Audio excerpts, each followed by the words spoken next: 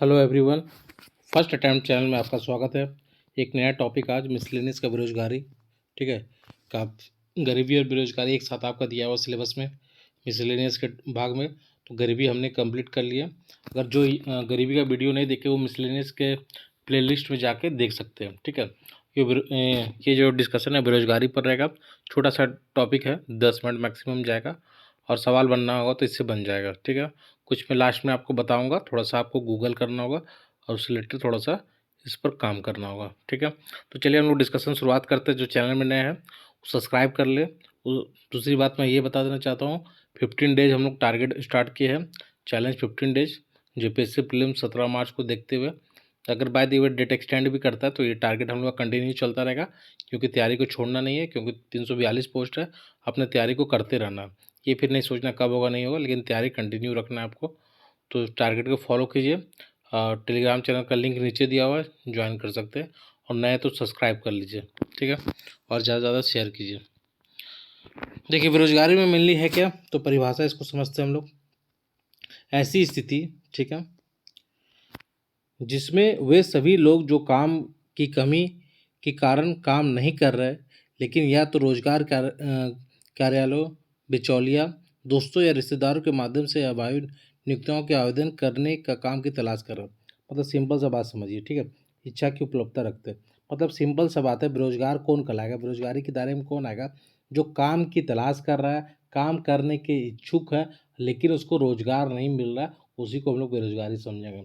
ऐसा नहीं है कि किसी को मान लीजिए सपोज डेट कि उसको इच्छा नहीं है नौकरी करने का, तो वो बेरोजगारी की कैटेगरी में आएगा ही नहीं। ठीक है। मतलब आपको, जैसे हम लोग को तैयारी कर रहे हैं सिविल सेवा का, मतलब रोजगार चाह रहे हैं, लेकिन क्या हुआ, इनको मिल नहीं रहा है। या सीजीएल का एग्जाम्पल लेते हैं, 8 साल से स्टूडेंट तैयारी कर रहे हैं, लेकिन पता चल रहा है कि एग्जाम ही नहीं हो रहा, पोस्टपोन्ड हो जा रहा है।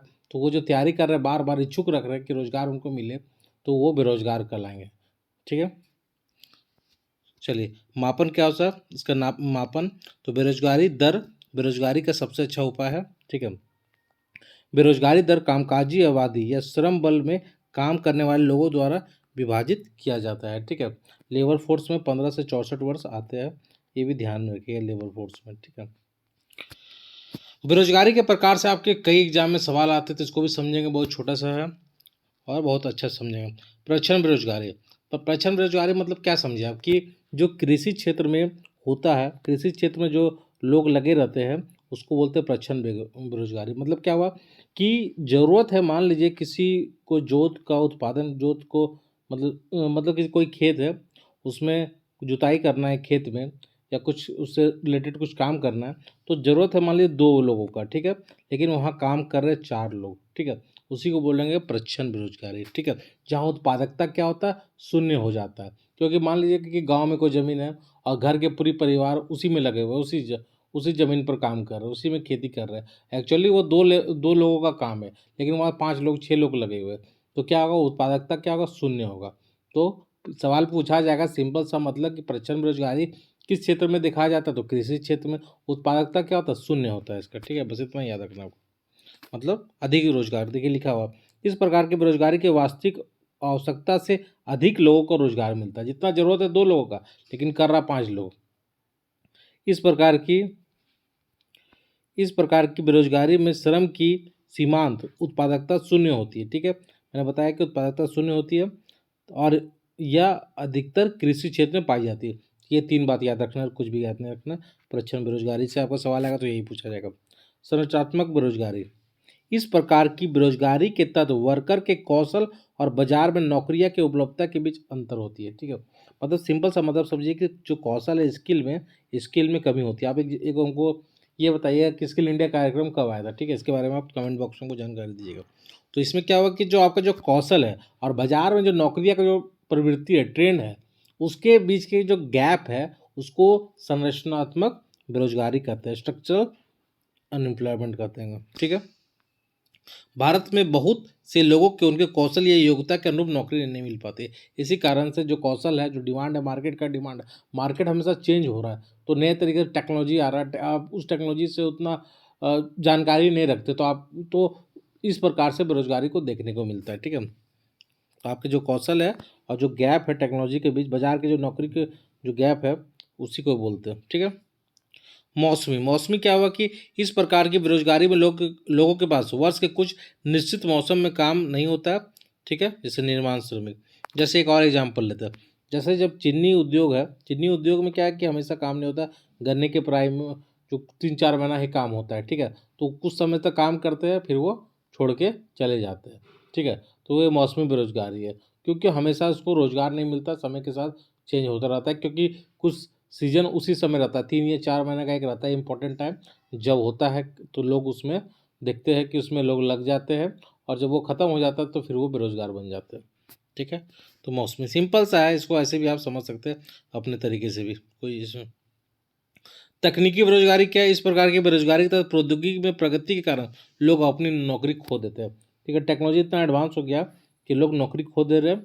उदाहरण के लिए ऑटोमेशन, ठीक है, ठीक है, ऑटोमेशन से आईटी सेक्टर में नौकरियां में कमी आना, ठीक है, ये भी तकनीकी बेरोजगारी का सबसे बड़ा कारण है कि इस प्रकार से टेक्नोलॉजी डेवलपमेंट कर गया कि लोग उतने इससे अनभिज्ञ नहीं है, ठीक है, नॉलेज नहीं है, और वो फिर इसमें तकनीक बेरोजगारी नाम से पता चल रहा है, इसको समझा जा सकता है। चक्रीय बेरोजगारी क्या होता है, इसको समझते हैं। इस प्रकार के बेरोजगारी के तहत लोग मंदी के दौरान नौकरी खो देते हैं और तेजी की स्थिति में नौकरी प्राप्त करते हैं, ठीक है, मतलब जब व्यापार चक्र चलता है चक्र ऐसे, तो जब गिरावट होता है, मतलब जब मंदी आ रहा है तो हम नौकरी खो देंगे, लेकिन जब तेज आएगा तो फिर आपको नौकरी प्राप्त कर लेते हैं। तो चक्रीय बेरोजगारी मतलब ये साइकिलिक है, ये साइकिल जैसा साइकिल का पेंडल चलता है ऊपर नीचे होता है, इसी प्रकार से इसमें भी देखा जाता है, ठीक है, जब मतलब मंदी है तो नौकरी खो दे रहे, और जब व्यापार चक्र में बढ़िया स्थिति आया तो फिर नौकरी प्राप्त कर लेते हैं।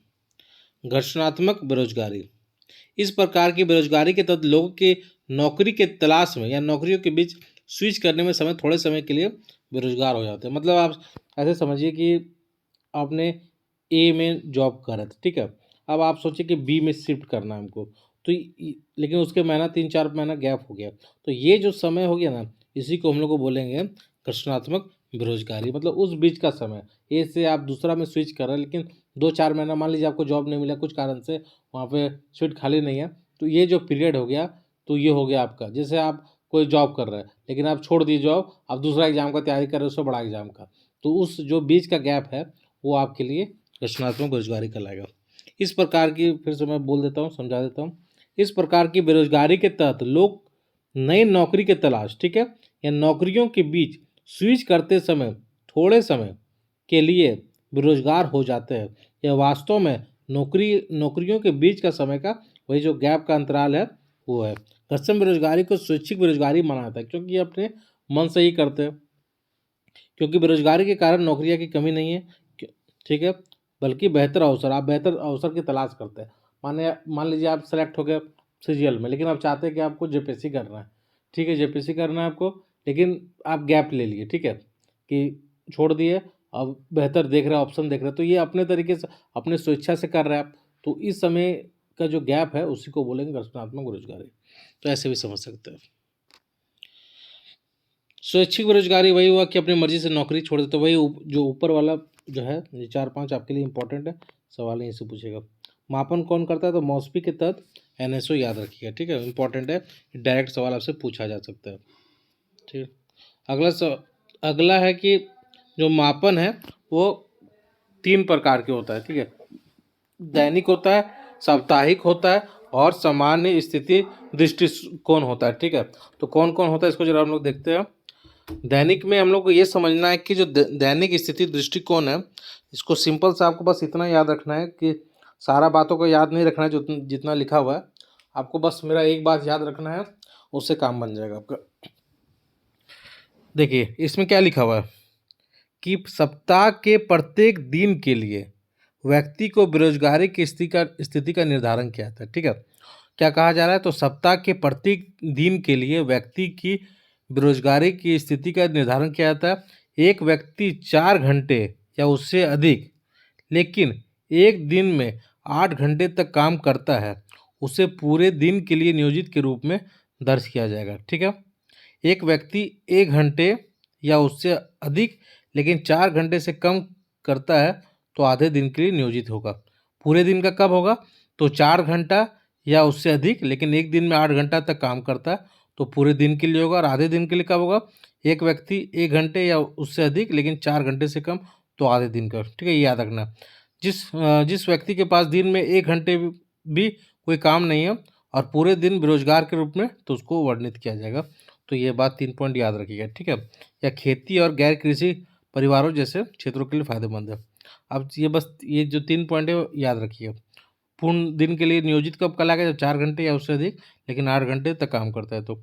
ये 3 जो कंडीशन है आपके लिए इम्पोर्टेंट है, ठीक है? साप्ताहिक के बारे में बस क्या जानना? सर्वेक्षण की तारीख से पहले सप्ताह में किसी व्यक्ति की गतिविधि की स्थिति से संबंधित है।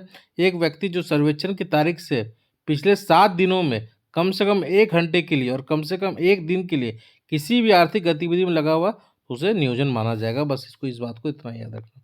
समान स्थिति में देखते हैं। समान स्थिति दृष्टिकोण अर्थव्यवस्था में प्रचलित दीर्घकालिक बेरोजगारी को दर्शाता है, ठीक है? इसमें 183 दिन तक रोजगार नहीं मिलता, ठीक है? यह दृष्टिकोण उन व्यक्तियों की संख्या को मापता है जो वर्ष में एक बड़े हिस्से के लिए बेरोजगार है, ठीक है? ये बात को याद रखना।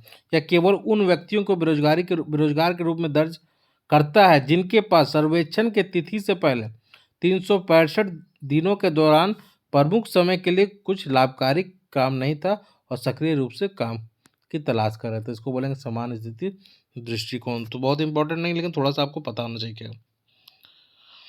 एक पॉइंट इंपॉर्टेंट है, यहाँ से सवाल पूछा जा सकता है, थोड़ा सा कट गया, उसको मैं बताता हूँ एक्चुअली है क्या है।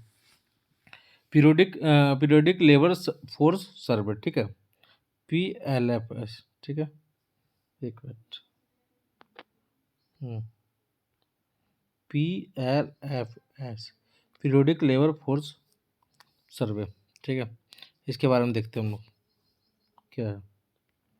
श्रम बल सर्वेक्षण के माध्यम से रोजगार और बेरोजगारी के विश्वसनीय आंकड़े प्राप्त किए जाते हैं। एनएसओ ने 2017 में आवधिक, उसी को बोलते हैं PLFS, आवधिक श्रम बल सर्वेक्षण लॉन्च किया। कब किया? 2017 में। कौन किया? तो एनएसओ। एक सवाल यही बन सकता है आपका। इसके 2 गुण होते हैं मेनली क्या? सबसे पहले केवल वर्तमान जो साप्ताहिक स्थिति के आधार पर शहरी क्षेत्र के लिए 3 महीने में कम समय अंतराल में प्रमुख रोजगार और बेरोजगारी के संकेतक का अनुमान लगाता है। दूसरा क्या? ग्रामीण और शहरी दोनों क्षेत्रों के लिए समान स्थिति और वर्तमान साप्ताहिक स्थिति दोनों के प्रमुख मापदंड पर अनुमान लगाता है, ठीक है? बाकी कौन कौन सा रिपोर्ट आता है? तो श्रम बल भागीदारी दर हो गया, श्रमिक जनसंख्या अनुपात हो गया, बेरोजगारी दर हो गया और वर्तमान साप्ताहिक स्थिति। ये 4 पॉइंट भी याद रखिएगा, बस ऊपर वाला बात याद रखिएगा, ठीक है? गिग वर्कर क्या है? सवाल बहुत न्यूज में आता है, गिग वर्कर पता होना चाहिए। गिग वर्कर बस इतना याद रखिए कि ठेकेदार हो गया, ऑनलाइन प्लेटफॉर्म वर्कर हो गया, कॉन्ट्रैक्ट फॉर्म वर्कर हो गया, ठीक है? ऑन कॉल वर्कर, ये सब अस्थायी जो कर्मचारी गिग वर्कर, ठीक है? इनका हमेशा न्यूज में आते रहता है, तो पता होना चाहिए आपको। इनका मेनली काम क्या होता है? गिग वर्कर कर्मचारी के मोटे तौर पर प्लेटफॉर्म या गैर प्लेटफॉर्म आधारित पर वर्गीकृत किया जाता है, ठीक है? जैसे ओला हो गया, उबर के कैब ड्राइवर, स्विगी जोमेटो आदि के डिलीवरी बॉय सब इसी में आएंगे, ठीक है? गिग वर्कर बहुत न्यूज में रहता है, ठीक है? याद रखिए। बाकी बहुत ज़्यादा इंपॉर्टेंट नहीं है, गिग वर्कर न्यूज में रहता है इसलिए इंपॉर्टेंट है। कुछ पहल है, मनरेगा है, कारण है, मेंस के लिए इंपॉर्टेंट है कारण सब, सरकार की पहल। मनरेगा थोड़ा सा पढ़ लीजिएगा। मनरेगा से अगर 2-3 फैक्ट का मैं याद दिला दूँ तो मनरेगा पहले, सबसे पहले नरेगा था। इसका शुरुआत 2 फरवरी 2006 में हुआ था, आंध्र प्रदेश से हुआ था, ठीक है? अनंतपुर गांव से हुआ था।